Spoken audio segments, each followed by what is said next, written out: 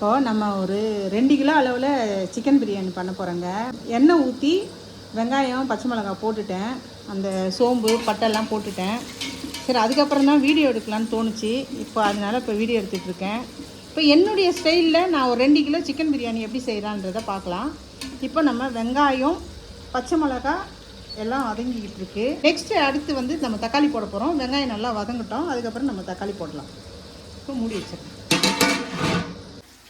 இப்போது வெங்காயம் நல்லா கோல்டன் ப்ரௌனில் ஆகிடுச்சிங்க. இந்த ஸ்டேஜில் நம்ம வந்து தக்காளி போடணும்.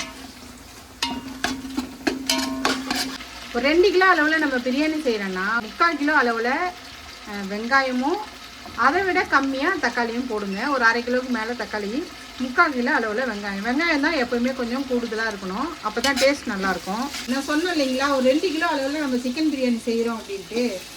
இப்போ எல்லாம் தக்காளி வெங்காயம் எல்லாத்தையும் போட்டு நல்லா வதக்கிக்கிட்டு இருக்கோம். இப்போ இந்த ஸ்டேஜில் நம்ம இஞ்சி பூண்டு பேஸ்ட் எவ்வளோ போடணும்னு பார்த்தீங்கன்னா, இப்போ வந்து ஒரு 2.5 கைப்பிடி, அதாவது இந்த கைப்பிடியில் ஒரு 2.5 கைப்பிடி இஞ்சி, 2.5 கைப்பிடி பூண்டு, இதை ரெண்டுத்தையும் ஒன்றா போட்டு அரைச்சி அந்த அளவில் தான் நம்ம போட போகிறோம். இஞ்சி பூண்டு பேஸ்ட் வந்து கொஞ்சம் கூடுதலாக இருந்துச்சுன்னா பிரியாணியில் டேஸ்ட் வந்து சூப்பராக இருக்கும். அதாவது ஒரு மட்டன் பிரியாணி ஃப்ளேவர் வந்து இந்த இஞ்சி பூண்டு அதிகமாக இருக்கும்போது அந்த வாசனை வரும். அதனால் நான் எப்பவுமே இஞ்சி பூண்டு வந்து அதிகமாக போடுவேன்.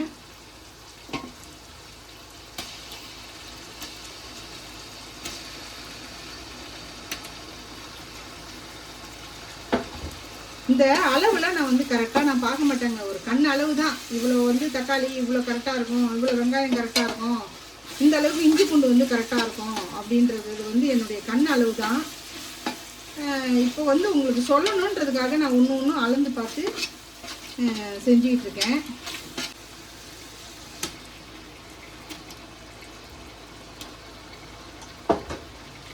இஞ்சி பூண்டு பேஸ்ட் வந்து அதிகமாக இருந்தால் பிரியாணி வந்து மட்டன் பிரியாணி மாதிரி நல்லாயிருக்கும் அப்படின்னு சொன்னேன் இல்லைங்களா. அதேமாரி தக்காளி வெங்காயத்துலேயும் ஒரு வெங்காயம் எக்ஸ்ட்ரா இருக்கணும், தக்காளி ஒரு தக்காளி கம்மியாக இருக்கணும். அப்படி இருந்தால் இன்னும் டேஸ்ட் நல்லாயிருக்கும். இதெல்லாம் ஒரு சின்ன சின்ன டிப்ஸு தாங்க. இதெல்லாம் நீங்கள் ஃபாலோ பண்ணி பிரியாணி செஞ்சீங்கன்னா கடையில் செய்கிற பிரியாணி விட நம்ம சூப்பராக செய்யலாம். அந்தளவுக்கு வந்து சூப்பராக வரும். இந்த ஃபாலோ தான் நம்ம கொஞ்சம் கரெக்டாக பார்த்து செஞ்சோம்னா போதும். இப்போ இஞ்சி பூண்டு பேஸ்ட் வந்து நல்லா பச்சை வடை போகிற அளவுக்கு தொக்கா வதங்கட்டும், நம்ம பார்க்கலாம் அடுத்து. இப்போது இஞ்சி பூண்டுலாம் போட்டேங்க. ஓரளவுக்கு பாதி அளவுக்கு வந்து இஞ்சி பூண்டு பேஸ்ட் வந்து வதங்கிடுச்சு, அதாவது பச்சை வடை போகுது. இப்போ இந்த ஸ்டேஜில் நம்ம என்ன பண்ணணும்னு பார்த்தீங்கன்னா புதினா போடணும்.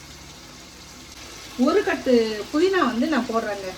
2 கிலோ அரிசிக்கு ஒரு கட்டு புதினா போட்டிங்கன்னா உங்களுக்கு நல்லாயிருக்கும்.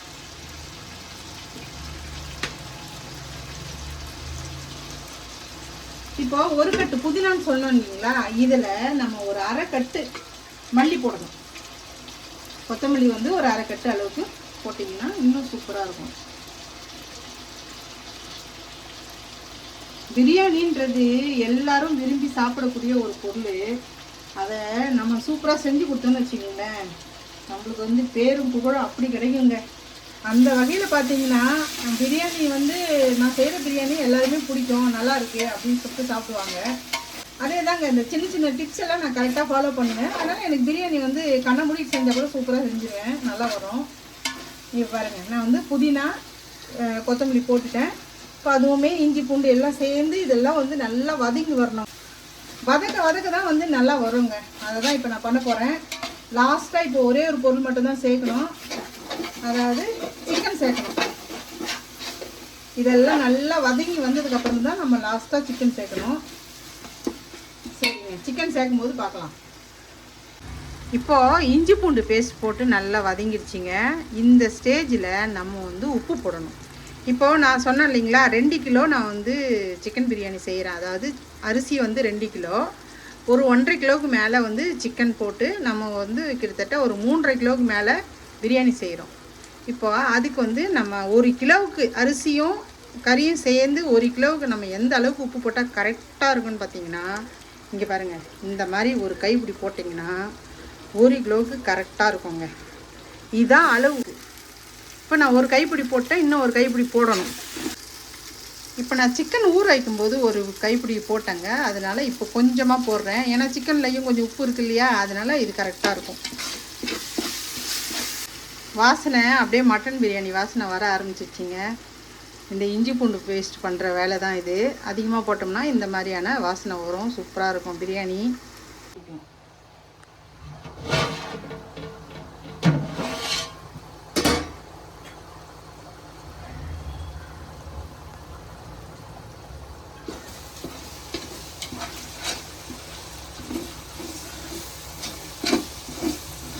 இப்போ நல்லா வதங்கிடுச்சிங்க. இந்த நேரத்தில் நம்ம வந்து கொஞ்சம் மசாலாலாம் சேர்க்க வேண்டியது இருக்குது. அதெல்லாம் இப்போது வெறும் மிளகாத்தூள் வந்து நம்ம சேர்க்க போகிறோம் இல்லைங்களா, அதாவது தனி மிளகாத்தூள் சேர்க்க போகிறோம். அது எந்த அளவுக்கு சேர்க்கணும்னு பார்த்தீங்கன்னா ஒரு 2 ஸ்பூன் அளவுக்கு சேருங்க, கரெக்டாக இருக்கும் காரம். பாருங்கள், நான் ஒரு 2 ஸ்பூன் அளவுக்கு சேர்த்துருக்கேன். இப்போ நான் கறி ஊற வைக்கும்போது ஒரு 1/2 ஸ்பூன் அளவுக்கு இந்த தனி மிளகாத்தூள் போட்டு ஊற வச்சுருக்கேன். இந்த கறி எப்படி ஊற வைக்கிறதுன்றதை நான் கறி போடும்போது சொல்கிறேன். இப்போ 2 ஸ்பூன் வந்து தனி மிளகாத்தூள் போட்டோமா. நெக்ஸ்ட்டு கரம் மசாலா 1 ஸ்பூன் அளவுக்கு போட்டேன். அடுத்து செம்ம வாசனை வருங்க. இந்த வாசனை தான் பிரியாணிக்கு ரொம்ப முக்கியமான ஒரு விஷயம். அந்த வாசனை நல்லா வந்துச்சுன்னா பிரியாணி வந்து சூப்பராக இருக்குன்னு அர்த்தம். இப்போது நான் வந்து தனி மிளகாத்தூள் 2 ஸ்பூன் போட்டிருக்கேன். ஒரு கரம் மசாலா 1 ஸ்பூன் போட்டிருக்கேன். இப்போது பிரியாணி மசாலா ஒரு 1.5 ஸ்பூன் அளவுக்கு போட்டேன். அவ்வளோதாங்க, எல்லா மசாலாவும் இப்போ நம்ம சேர்த்தாச்சு. இதுக்கு மேலே லைட்டாக கொஞ்சம் இந்த எண்ணெயிலேயே மசாலாலாம் ஃப்ரை பண்ணிவிட்டு சிக்கன் போட வேண்டியதான். அரிசியும் ஊற வச்சுட்டேன், சிக்கனையும் ஊற வச்சேன். அரிசி எப்போ ஊற வச்சேன்னு பார்த்தீங்கன்னா, இப்போ நான் மசாலாலாம் போட்டேன் இல்லைங்களா, இதுக்கு முன்னாடி அரிசி ஊற வச்சுட்டு வந்து தான் இப்போ நான் மசாலா போடுறேன். முன்னாடியே அரிசி ஊற வச்சுலாம் டபரா போட்டு செஞ்சிங்கன்னா உங்களுக்கு அரிசி ரொம்ப ஊறிடுச்சுனாலும் டேஸ்ட் நல்லா இருக்காது. அப்படியே அரிசியே வந்து சாதமே குழஞ்ச மாதிரி ஆகிடும். அதனால் அரிசியும் ரொம்ப நேரம் ஊறக்கூடாது, ஒரு 20 நிமிஷம் ஊறினா போதுங்க. இப்போ அந்த கணக்கில் தான் நான் வந்து ஊற வச்சுருக்கேன் அரிசி. இப்போ நெக்ஸ்ட்டு வந்து நம்ம சிக்கன் தான் போட போகிறோம். வாங்க இந்த சிக்கனை எப்படி ஊற வச்சேன்றதை சொல்கிறேன். இங்கே பாருங்கள், சிக்கன் வந்து ஒரு 1.5 கிலோ ஊற வச்சுருக்குறாங்க. இது எதுக்கு ஊற வைக்கிறேன் அப்படின்னு பார்த்தீங்கன்னா, நம்மளுக்கு வந்து இந்த பிரியாணியில் போடுற சிக்கன் வந்து ரொம்ப டேஸ்ட்டாக இருக்கணும், நல்லா உப்பு காரம்லாம் ஊறி நல்லா டேஸ்ட்டாக இருக்கணும்னா இந்த மாதிரி ஊற வச்சு நீங்கள் போட்டிங்கன்னா ரொம்ப சூப்பராக இருக்கும். பிரியாணி கறி சாப்பிட்றதுக்கு அவ்வளோ டேஸ்ட்டாக இருக்கும். சில பிரியாணிலாம் நம்ம பார்த்தோன்னு வச்சுங்களேன், இந்த நம்ம கடையில் ஹோட்டலில் வாங்குறது கூட சக்கையாக இருக்கும், அதில் வந்து ஒரு டேஸ்ட்டே இல்லாமல் இருக்கும். அது மாதிரி இருக்கக்கூடாதுன்னா நீங்கள் இந்த மாதிரி செய்யுங்க. சிக்கன் கறி வந்து அவ்வளோ டேஸ்ட்டாக இருக்கும், பிரியாணி கறி வந்து அவ்வளோ டேஸ்ட்டாக இருக்கும். இப்போ நான் என்னெல்லாம் இதில் போட்டிருக்கேன்னு சொல்கிறேன். ஒரு ஸ்பூன் அளவுக்கு தயிர் போட்டிருக்கேன். அதே ஒரு அரை ஸ்பூன் அளவுக்கு தனி மிளகாத்தூள் போட்டிருக்கேன். 1 ஸ்பூன் அளவுக்கு இஞ்சி பூண்டு பேஸ்ட் போட்டு ஒரு ஸ்பூன் அளவுக்கு உப்பு போட்டு ஊற வச்சுருக்கேன். இது எப்போ ஊற வைக்கணும்னு பார்த்தீங்கன்னா, நம்ம பிரியாணி செய்யறதுக்கு டபரா போடுறதுக்கு முன்னாடி இந்த சிக்கனை தான் நம்ம நல்லா வாஷ் பண்ணி எடுத்துட்டு இந்த மசாலாலாம் போட்டு ஊற வச்சிட்டோம்னா நல்லா ஒரு 1 ஹவர் அப்படியே ஊறிடும். இந்த மசாலா நம்ம வந்து டபரா போட்டு இஞ்சி பூண்டு பேஸ்ட்டு, தக்காளி, வெங்காயம் எல்லாம் போட்டு வதங்கி வர்றதுக்கும் இந்த சிக்கன் ஊறுறதுக்கும் கரெக்டாக இருக்கும். இப்போ நம்ம சிக்கன் போடுறதுக்கு நல்லா ஊறி ரெடியாக இருக்கும். இப்போ இது ரெடியாக இருக்குது. அதே நேரத்தில் மசாலாவும் நம்மளுக்கு ரெடி ஆகிடுச்சு. சிக்கன் போட போகிறோம். அதான் நான் உப்பு போடும்போது கொஞ்சம் கம்மியாக போட்டேன். 2 கைப்பிடியில் 1 கைப்பிடி ஃபுல்லாக போட்டேன், 2வது கைப்பிடி கொஞ்சம் கம்மி பண்ணி போட்டேன். 1 ஸ்பூனுக்கிட்ட இதுக்கு போட்டேன்ல, அதனால. இப்போ பாருங்கள், எல்லாம் ரெடி ஆகிடுச்சிருச்சு. இப்போ சிக்கன் போட்டுடலாம். இங்கே பாருங்கள், நான் ஊற வச்ச சிக்கன் வந்து போடுறேன்.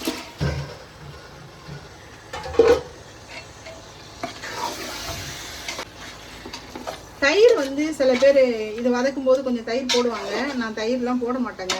நம்ம இந்த சிக்கன் ஊற வைக்கிறோம் பார்த்தீங்களா, ஒரு ஸ்பூனுக்கு மேலே கொஞ்சம் தயிர் போட்டு அதுவே போதும். அவ்வளோதாங்க. இப்போ சிக்கன் வந்து நல்லா வதங்கணும்.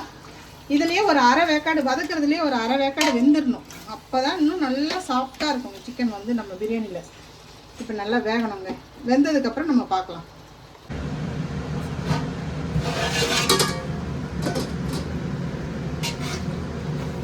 இப்போ பாருங்கள், நான் சொன்ன அளவுக்கு சிக்கன் வந்து வெந்துருச்சு. இந்த ஸ்டேஜில் நம்ம வந்து தண்ணி ஊற்றி வேக வைக்க போகிறோம். இப்போ 1 டம்ளர் ஃபுல்லாக ஊற்றிடுறேன். பாருங்கள், 2 டம்ளர். இப்போது இந்த சிக்கன் வந்து நம்ம வதக்கும் போதே கொஞ்சம் வெந்துருச்சுங்க. இப்போ ஒரு 5 நிமிஷம் அந்த தண்ணியில் வந்து இந்த சிக்கன் கொஞ்சம் வேகட்டும். இப்போ வந்து நம்ம 2 டம்ளர் வந்து அரிசி ஊற வச்ச தண்ணி ஊற்றி சிக்கனை ஒரு 5 நிமிஷம் வேக விடலாம். அதுக்கப்புறம் நம்ம அரிசி போடணும். இப்போ 5 நிமிஷம் ஆயிடுச்சுங்க. நம்ம பார்க்கலாம். பாருங்க, சூப்பராக வெந்துருச்சுங்க சிக்கனு. இப்படி 1 கிலோ அரிசிக்கு 1 கைப்பிடி உப்பு போட்டிங்கன்னா கரெக்டாக இருக்குன்னு சொல்லணும். அதே மாதிரி 1 கிலோ அரிசிக்கு 7 டம்ளர், எந்த டம்ளரில் நீங்கள் அரிசியை அளந்து போடுறீங்களோ அதே டம்ளரில், இப்போ 4 டம்ளர் போட்டிங்கன்னு வச்சுக்கோங்களேன், அதே டம்ளரில் 7 டம்ளர் தண்ணி ஊற்றுனீங்கன்னா இந்த சிக்கன் பிரியாணிக்கு அரிசி வந்து அவ்வளோ சூப்பராக வெந்து வரும். தண்ணி அதிகமாகவும் போகாது, கம்மியாகவும் இருக்காது, சூப்பராக வெந்திருக்கும். நம்மளுக்கு சீக்கிரமாக சிக்கன் வந்து பிரியாணி செய்யணும் அப்படின்னா இப்போ நம்ம தண்ணியை வந்து தனியாக கொதிக்க வச்சு ஊற்றணும்னு வச்சுக்கோங்களேன், சீக்கிரமாக நமக்கு பிரியாணி ரெடி ஆகிடும். அதனால் நான் கொதிக்கிற தண்ணி தான் ஊற்றிக்கிட்டு இருக்கேன்.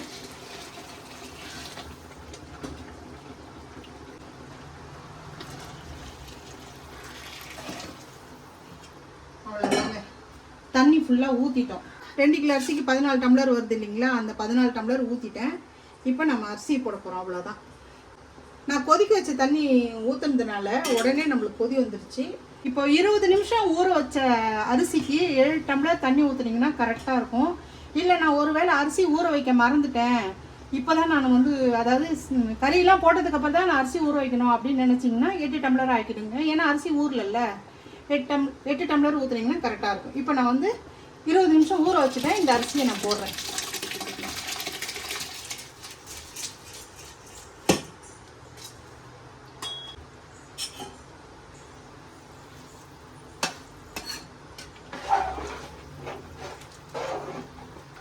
இப்போது நம்ம அரிசி தண்ணி எல்லாம் கரெக்டாக ஊற்றிட்டோம்.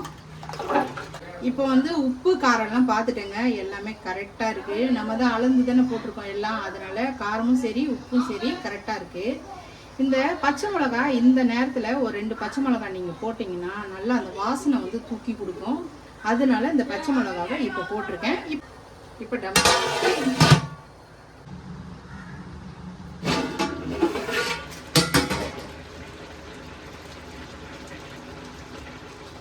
இப்போ வந்து நல்லா அரிசியும் தண்ணியும் ஒரே லெவலாக வந்துருச்சா, இந்த டயத்தில் நம்ம என்ன பண்ணோன்னு பார்த்தீங்கன்னா லைட்டாக கொஞ்சம் கிளறி விட்டுறோம். இப்போது நம்ம வந்து வாழை இலை போட்டு டம் போடலாம், நல்லாயிருக்கும். அதனால் இந்த வாழை இலையை இப்படி உள்ளே விட்டுருங்க.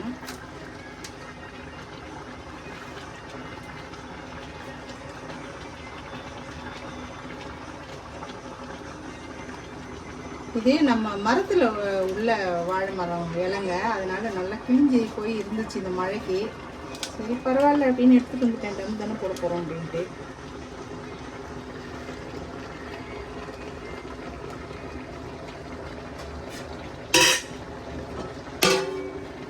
இப்போ நம்ம டம் போட்டுடலாம். நம்ம ஸ்டவ் வந்து சிம்மில் வச்சிடணும். இப்போ நான் ஃபுல்லாக வந்து சிம்மில் வச்சுட்டேன். சிம்மில் வச்சதுலேருந்து ஒரு 10 நிமிஷம் கழித்து கேஸ் ஆஃப் பண்ணிடணும். கேஸ் ஆஃப் பண்ணி ஒரு 10 நிமிஷம் கழித்து தான் அந்த தம்மை எடுக்கணும். சூப்பராக வெந்திருக்கும். நான் சொன்ன அந்த 10 நிமிஷம் டைம்லாம் முடிஞ்சிச்சு. இப்போ நம்ம வந்து பிரியாணி ஃபுல்லாக திறந்து பார்த்துடலாம் எப்படி இருக்குன்ட்டு. பாருங்கள், நல்லா வாழை வந்து கலரே மாறி அதனுடைய இதெல்லாம் இறங்கி சூப்பராக இருக்குது.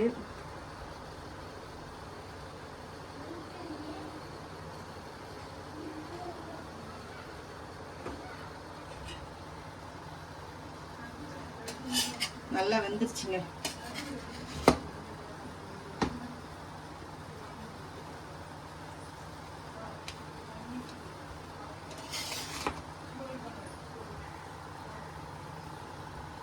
இந்த கறியெல்லாம் பாருங்க எப்படி சூப்பரா வெந்திருக்குன்னு.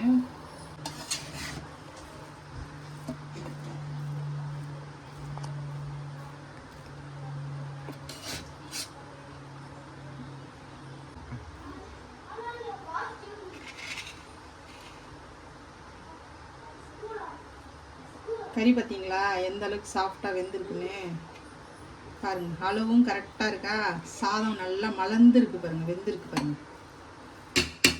அவ்வளோதாங்க, சூப்பரான சிக்கன் பிரியாணி ரெடி. நான் செஞ்ச மாதிரியே நீங்களும் செஞ்சு சாப்பிட்டு எப்படி இருக்குன்னு சொல்லுங்கள். சரி, இந்த வீடியோ உங்களுக்கு பிடிச்சிருந்ததுன்னா லைக் பண்ணுங்கள், நிறைய பேருக்கு ஷேர் பண்ணுங்கள். பிரியாணி செய்ய தெரியாதவங்களாம் இதை பார்த்து சூப்பராக செய்ய ஆரம்பிச்சிருவாங்க. மறந்துடாமல் சேனலை சப்ஸ்கிரைப் பண்ணுங்கள். நான் இன்னொரு வீடியோவில் உங்களை சந்திக்கிறேன்.